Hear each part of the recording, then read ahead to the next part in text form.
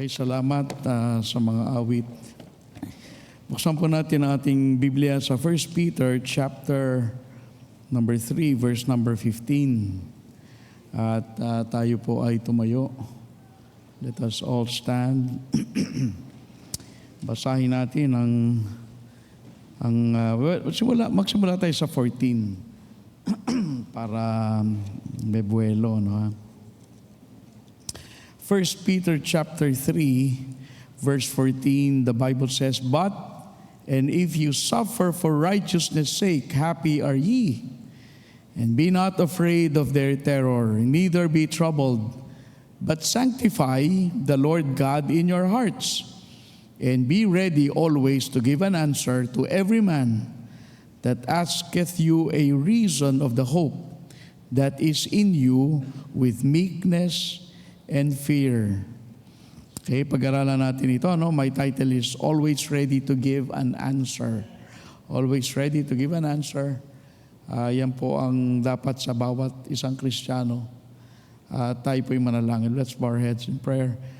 Lord, we thank you for giving us this great hope. Meron kaming pag-asa na ang buhay namin ay hindi magwawakas dito sa lupa, kundi ito'y magpapatuloy, magpakailan paman. And Lord, alam namin ito because we can read it from the scriptures, ang iyo po mga pangako na iniwan bago ka umalis. At kami naniniwala na ikaw ay magbabalik upang sunduin kami patungo sa iyong kaharian. Pagpalain mo po ang pag-aaral na ito and remind us, Lord, that we have a responsibility to give an answer to those who ask the reason for the hope that is in us. Ang pag-asa na ito na meron kami, tulungan mo na maibahagi namin sa iba upang sila rin ay maligtas. At pagpalain mo po ang iyong salita at ang aming pag-aaral. Ito po ang aming samot dalangin sa pangalan ni Jesus. Amen. Salamat po, you may be seated. So unang tanong ngayong gabi, are you a Christian? Are you a Christian? Kung ikaw ay mananampalataya, bakit? Darating ang panahon, may magtatanong sa atin, kung ang ating buhay, sa buhay natin nakikita si Kristo, darating ang panahon, may magtatanong na, kayo ba'y natanong na kung wala namang nakikita ang Kristo sa atin, bakit nga naman sila magtatanong? Pero kung tayo ay nabubuhay ng matuwid, no, yung kakaiba, well, then may magtatanong sa atin, so why are you a Christian? Is it because you were raised in a Baptist church? Is it because you believe the Bible is true? Is it because Christ changed your life? Alam mo, dapat meron tayong sagot. Kasi yung iba, hindi nila alam kung anong sagot. Sana naman maging malaman natin, no? And here, you will find Peter exhorting the church to be ready to give an answer. Na kailangan ng church nakahanda magbigay ng kasagutan. Parang Boy Scout, laging handa. Dapat yan tayo, laging handa kapag may nagtanong. And so, tandaan din natin, bago tayo magbahagi ng ating pananampalataya, dapat meron ding pamantayan. Una, dapat tayo ay tunay na mananampalataya. Paano ka magbibigay ng sagot sa tanong na hindi mo mismo alam kung ano ang sagot? You cannot possibly give them the correct answer if you yourself do not know the correct answer. Na maaring alam mo sa isip because pag ikaw ay laki sa church, alam mo na ang mga sagot. Kahit hindi ka ligtas, alam mong sagutin ang mga tanong ng mga tao na may katanungan sa bagay na ito. But dito sa verse 13, balik tayo sa verse 13. Binasa natin 14, 15. Tapos sa verse 13, and who is he that will harm you if you be followers of that which is good? Sino naman ang mananakit sa'yo? Kung ikaw ay follower ng mga bagay na mabuti. Ang salitang follower, yan tayo. Ang salitang follower is this word is where you also get the word zealot. Diba? Zealous. Excited. Yung word na follower, dyan yung salitang zealot. One of the disciples of Christ si Simon ba yun? Is a zealot. And so, ibig sabihin ng zealot, full-hearted, burning. Therefore, para tayo makapagbahagi ng pananampalataya, dapat tayo ay follower ni Jesus Christ. And we have this faith in Christ. Meron tayong burning, faith sa ating Panginoon. So yun, una, you have to be a real Christian. Pangalawa, you have to be a ready Christian. Kasi kung hindi ka nakahanda, pag tinanong ka, sabihin mo kung hindi ka nakahanda? Dapat nakahanda ka. Now, we do not debate a fool. Alam nyo, maraming pwede makipagdebate. But we don't debate a fool. In Psalm 14 verse 1, the fool had said in his heart, there is no God. So yung mga tao na talagang, in other words, ito yung mga tao, they will ask you the reason of the hope that is in you, but not because they are interested to know. Gusto nilang makipagsuntukan sa'yo. Yun ang, kung makipagsuntukan lang, wag na. Di ba? So, the fool is someone, hindi mo matuturuan yan. Now, in other words, we are probably, if they are foolish people, we are probably to witness to them, but not argue with them. Because if you argue with a fool, there will be two fools talking. You don't argue with someone who is not interested. Wala silang honest doubt. Sila talaga ay makipagdebate. Wag na yon. In Proverbs 26, verse number 4. In Proverbs 26, verse number 4, answer not a fool according to his folly, lest thou also be like unto him. Magiging foolish ka din eh. Di ba? May mga tanong na walang kabuluhan. Meron bang bagay na hindi kaya ang Diyos? Yung mga tanong ba na mga tricky question? Wala, lahat ng bagay kaya ba ng Diyos, alam mo yun, mga kaya ba ng Diyos to spend eternity in hell. Ang daming foolish talk which we're not supposed to get into. Alam niyo, sabi rin sa Matthew, chapter 7, verse number 6. Meron tayong mga pamantayan sa Bible. Sa Matthew 7, verse 6, give not that which is holy unto the dogs, neither cast you your pearls before a swine, lest they trample them under their feet and turn again and rend you. If you have some precious metals or precious stones, you don't give that to the pigs. Kasi hindi naman naintindihan nila yun eh. Baka mamaya sugurin ka lang noon, di ba? So hindi natin ginagawa yan.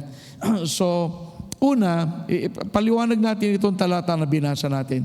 Una, the logical explanation. Ang sabi dyan, ang tagubilin, be ready always to give an answer. Now, the word answer in this verse is a word from which we get the word apologetics. Now, yung word apologetics is the same word kung saan galing yung salitang answer. At ang word na apologetics does not mean to apologize, but it means to give a reason why you believe what you believe. Yun ang apologetics eh. Yung mga, yan yung mga, hindi naman mga debater, but sila yung mga tao na nag-aaral ng bakit ang creation ay hindi nagsimula sa evolutionary process. Sila yung nag-aaral ng mga, they give a reason. Like in the court of law, kailangan meron kang reasoning dyan. You cannot just talk and talk in the court of law. Kailangan meron kang mga things that you have to say that is important. Sa Isaiah 1:18, sa Isaiah chapter 1 verse 18, sabi, "Come now, and let us reason together, saith the Lord. Though your sins be as scarlet, they shall be white as snow. Though they be red like crimson, they shall be as wool." So in other words, we are to reason. Meron ka bang problema sa Diyos? Why don't you reason it out? Ba't di ka makipag-usap sa pastor? Makipag-usap ka sa isang mananampalataya. At alamin mo kung bakit ganyan. Kasi may mga dahilan naman ang Diyos eh. Now, in giving an answer to people who are skeptics, yung mga pagdududa, merong logical reason to believe God. Ito ay mga bagay that we've already studied. For instance, creation. Why do we believe there is a God? Because of creation. Do you believe, do you believe something can be created out of nothing? Nothing creates nothing. Alam nga namang something was created by nothing. Walang ganun. That the reason we believe there is a God is because we can see the creation all around us. Tanong, sinong lumikha nito? Sino lumikha ng church na to? Hangin. Pinagsama-sama yung mga haligi at mga semento. Hindi. There is a creator because there is creation. Di ba? Yan ay logical lang yan. Pangalawa, design. Walang design pag walang designer. Kung mapapansin nyo, may ilaw, may stage, may upo. Ano yun? By accident? Evolutionary process? Of course not. A building will not just simply stand up. You need builders and architects and workers. Kailangan yan. Tayo may tayong cellphone. You think that cellphone just came about? But may design yung cellphone. Pag may tumatawag nagri-ring, kasi may designer. Bakit ang reload? How can it accurately tell time? At pare-pares tayo ng time. Kasi nga may nag-design. Yung computer, ganun din. Everything na may design, may designer. Alam niyo, ito pang isa, moral law. The moral law of the universe. Alam nyo, it's amazing, but people believe, universally, people believe that wrong things are wrong. All of them. Lahat ng tao naniniwala, masama ang pumatay, magsinungaling, mainggit, magyabang, lahat sila, alam nila. Question, bakit lahat ng tao merong moral ability to understand what is right and wrong? You know why? Because there is a moral God. Meron talagang Diyos na nagbigay ng standard.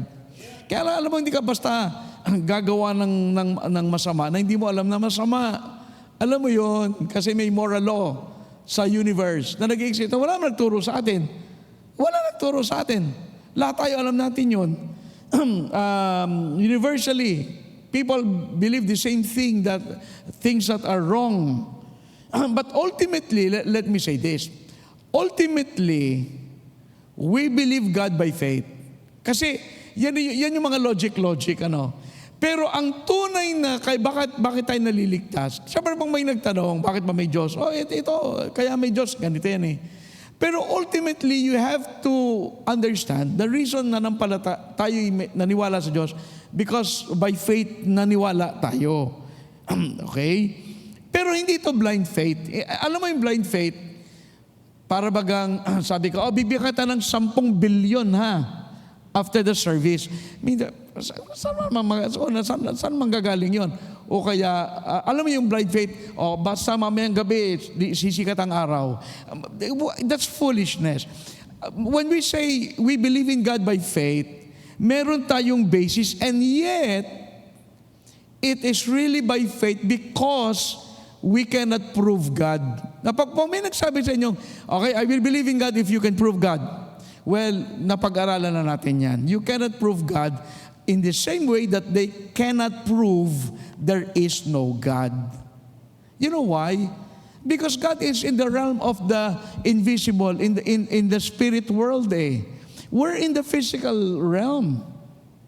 Ang kaya lang natin yung mga physical, pero yung ang Diyos ba ay hindi naman natin nakikita ang Diyos eh.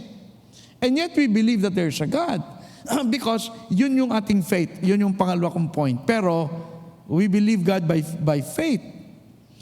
And so huwag kayong matatrap dun sa, okay, maniniwala ako sa Diyos kung mapapatunayan mo na meron Diyos.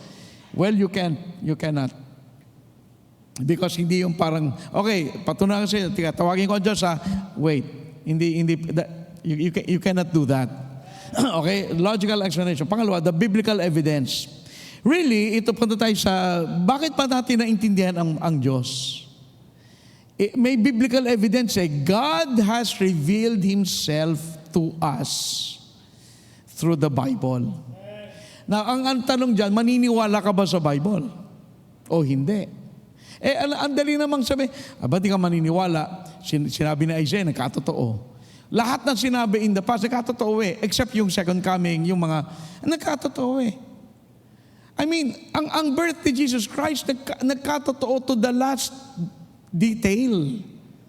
I mean, ang magulang niya, anong gagawin niya, paano siya mamamatay, people will abandon him, isisilang siya sa ganito, pupunta siya sa Egypt. Sinabi lahat nangyari. Meron bang tao na nahulaan ang buhay years, hundreds of years bago walang ganon. Meron yung mga, sabi ng Panginoon sa mga sa Kings, okay, may isisilang na bata, ang batang ito'y ganyan. Yun lang. Pero yung kay Jesus Christ, yung gaano kadetalye ang buhay na sinabi ng Diyos ay kaya you have to believe the Bible because iba talaga siyang aklat. Okay? Pero pumunta tayo sa 2 Peter chapter 1 and I'll show you some things.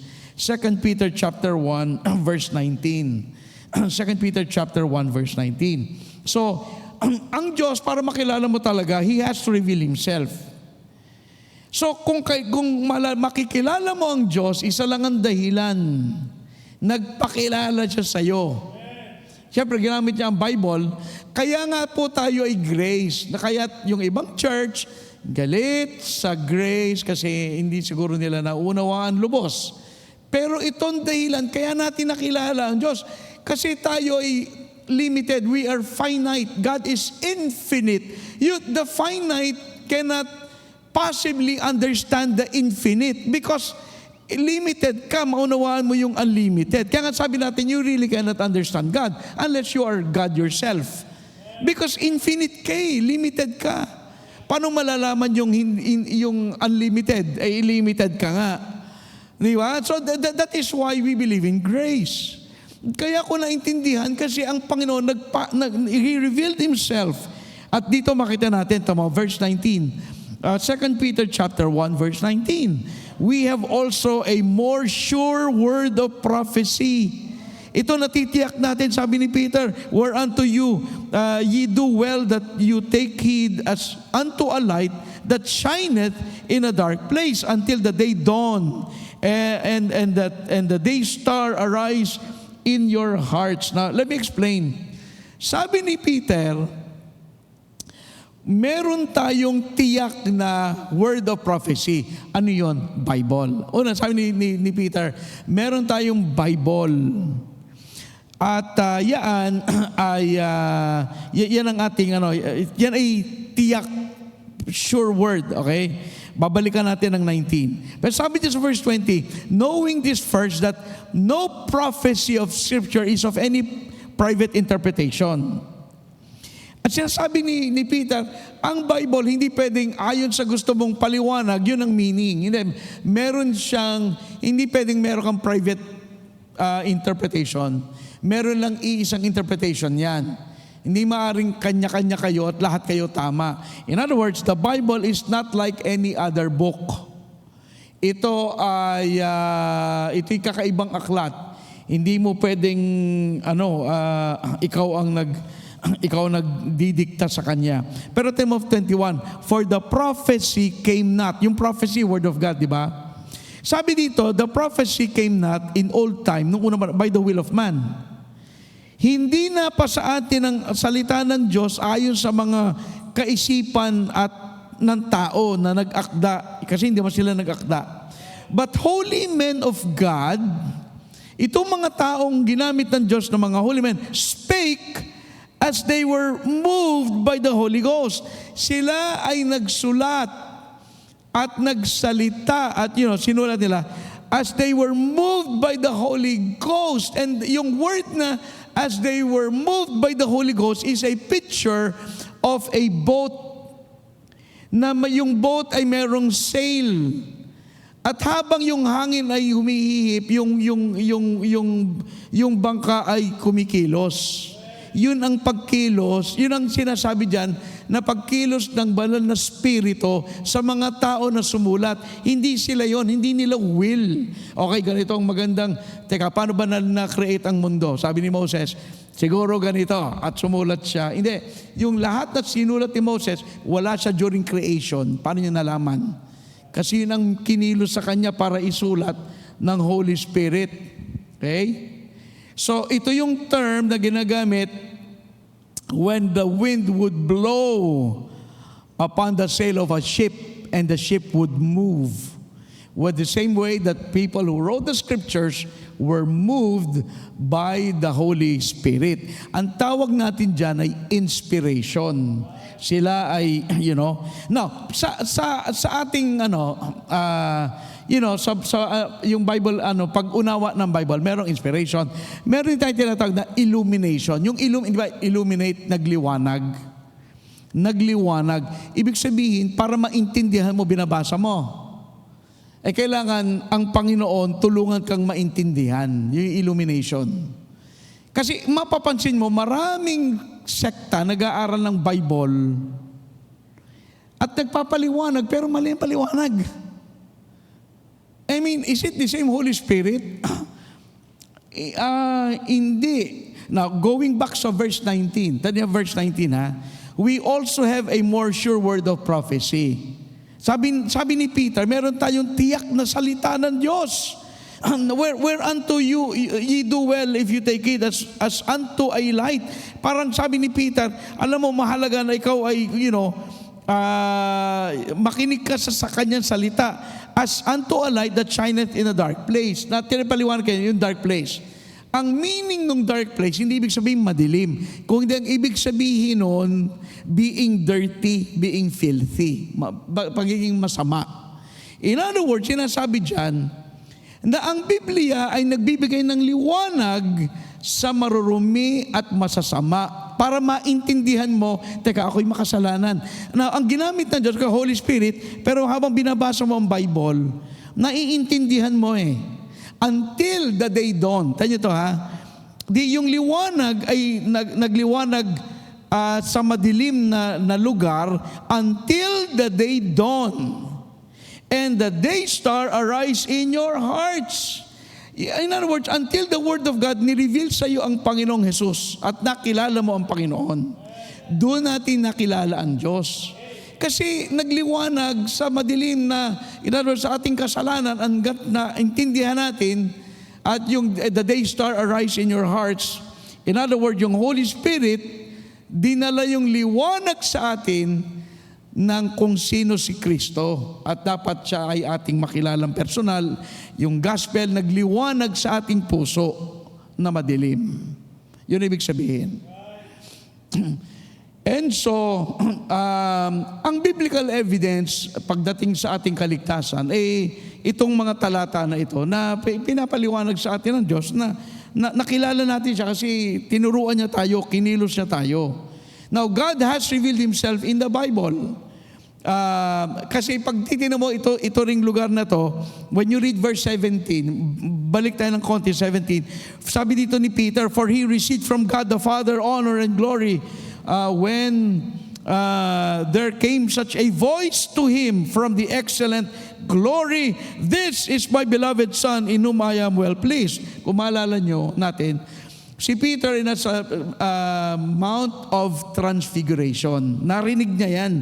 This is my beloved Son in whom I am well pleased. Look at verse 18. And this voice which came from heaven, we heard. So parang sabi ni Peter, narinig namin yan. Nandun ako Sabi niya, when we were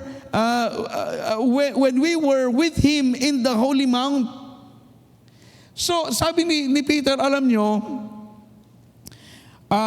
nakita namin ang Panginoon at narinig namin sa Mount of Transfiguration, pero merong mas tiyak pa dyan. Tingnan mo yun na, si Peter narinig na mismo yung boses ng Diyos. Pero sabi niya, may mas tiyak pa, yun yung Bible. Ako hindi mo na sinungaling, narinig ko Pero wag na yun. Verse 19, we have also a more sure word of prophecy. Sabi niya, ako narinig ko yan, but there is something more sure than what I heard, and it is the written word of God. Kasi sabi niya in other words, itong Bible ay tiyak. Tiyak yan. Yan ay totoo yan. Huwag kang magdalawang isip dyan. Tiyak yan. Yan ang sabi niya.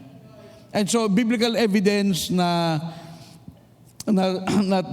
meron Diyos talaga is because of the Bible, nire-reveal sa atin yung evidence na meron talagang Diyos.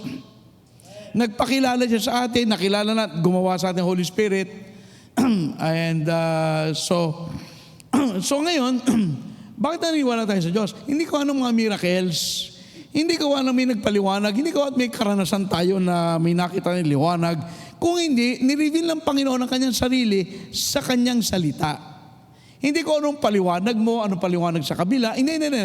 Kaya natin nakilala ang Diyos, gawa ng kanyang salita na ating nabasa at kinilos tayo ng banal na Espiritu upang tanggapin natin ang mga yan. Nagliwanag sa madilim na puso natin ang Diyos.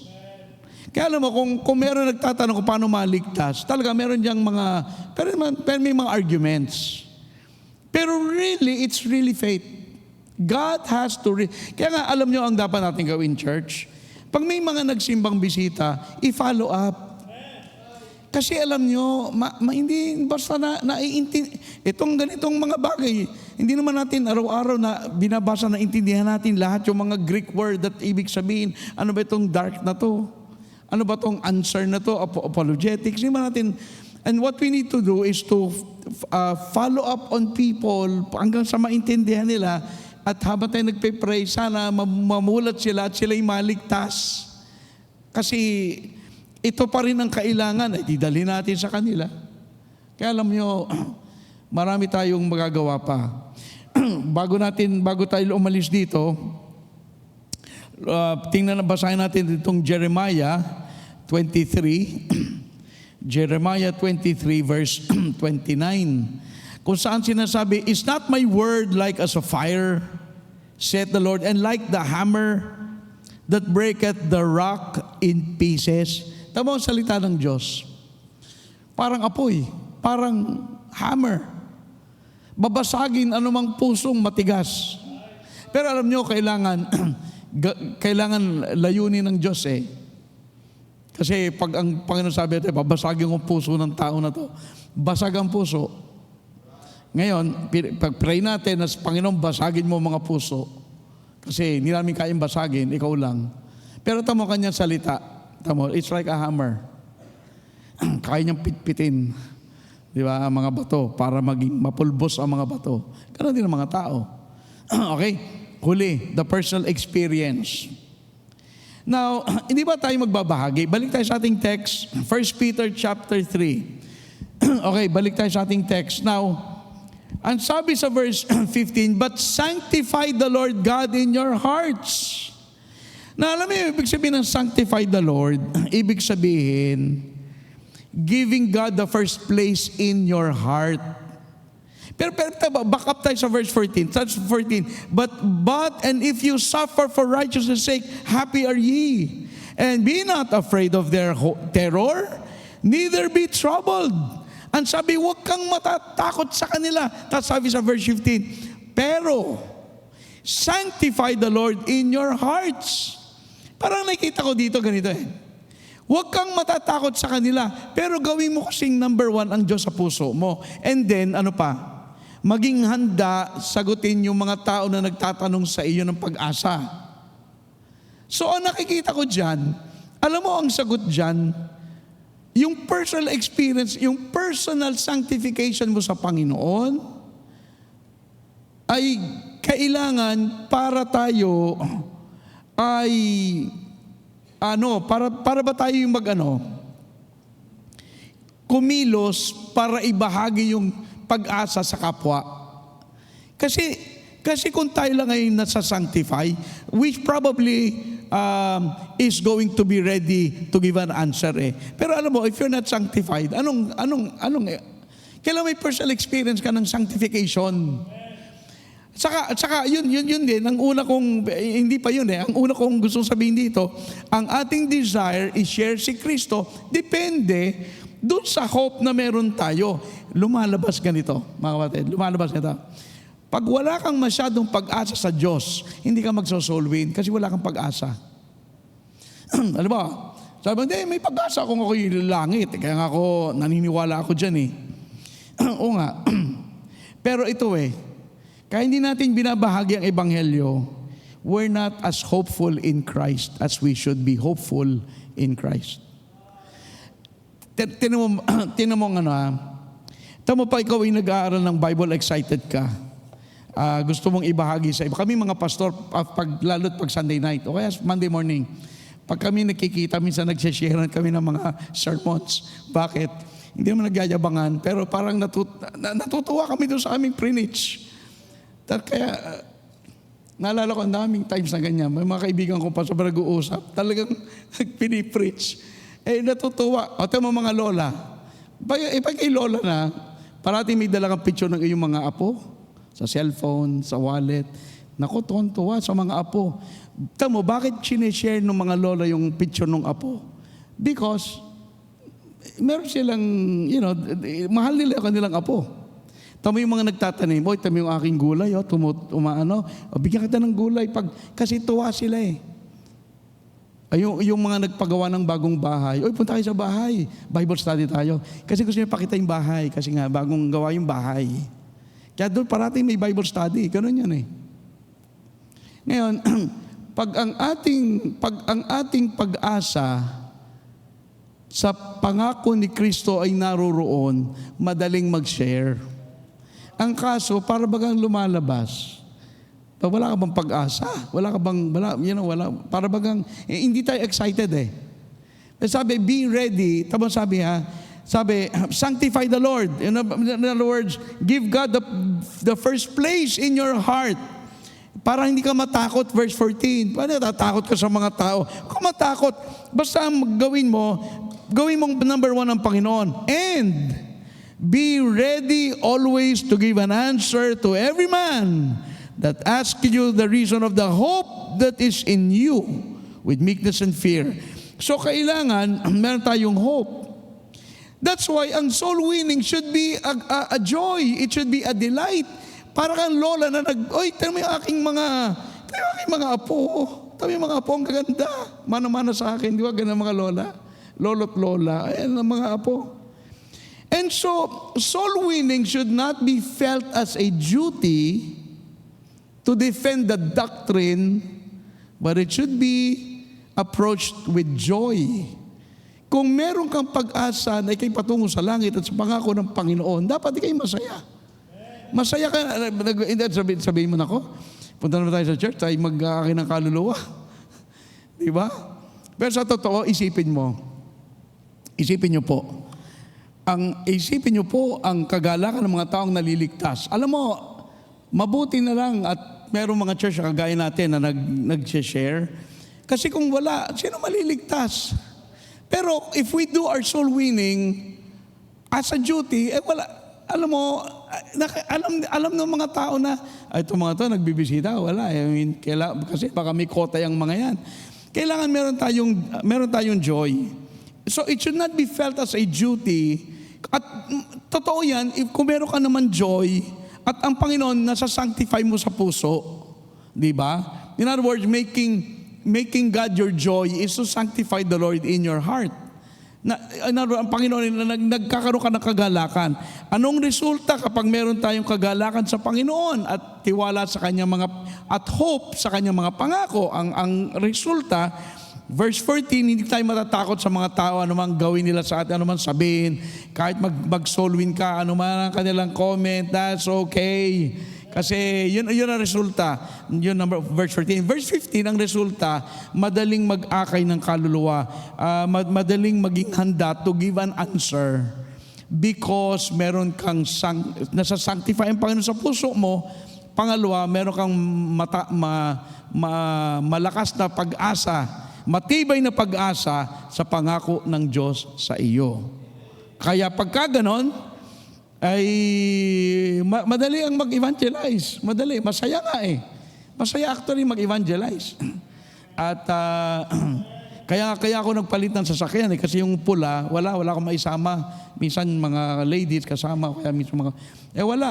So ang ginawa ko, pinalitan ko ng puti at least. Kasi mas magandang magbisita, magandang di ba? Maganda. At siguro makatulong sa atin, maging number 1 ang si Kristo sa puso. Pangalawa, magkaroon tayo ng matatag na pag-asa. Di ba? Patungo tayo sa langit and we believe it. We don't doubt it.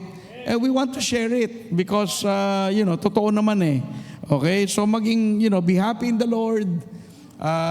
Approach natin ang paglilingkod ng may kagalakan. It should be a personal experience. Okay? So yan po, tayo tumayo, tayo manalangin. Let's all stand. Tumayo tayong lahat. Tayo tumungo at pumikit. And let us pray. Father in heaven, we thank you for giving us this great hope na kami, Panginoon, na iyong mga anak. We are looking forward to the kingdom beyond. Merong tahanan sa langit na naghihintay sa amin. Kaya't kami, Panginoon, nag-aakay ng kaluluwa upang ang iba naman din ay magkaroon ng ganitong pag-asa. Tulungan mo kami na maibahagi si Kristo parati at magkaroon kami ng kagalakan sa aming puso at sa aming gawain na ito. Help us, Lord, that you be sanctified in our hearts and give us, Lord, a great hope in your promises. Ito, Panginoon, mga pangako na aming pinangahawakan ang nagbibigay sa amin ng pag-asa at kung kami, Panginoon, ay may pag-asa, madaling ibahagi si Kristo sa kapwa. So Lord, I pray that you will bless our invitation tonight. I-burden mo ang aming mga puso sa mga wala pa kay Kristo at maging kami ang daan upang sila ay maligtas. Bless our invitation. In Christ's name we pray. Habang lahat ay nakatungo, nakapikit, ngayong gabi, if you'd like to come and pray for loved ones and kahit siguro, alam nyo, pinakamaganda, pray for yourself. Lord, make me a sanctified vessel, fit for the Master's use.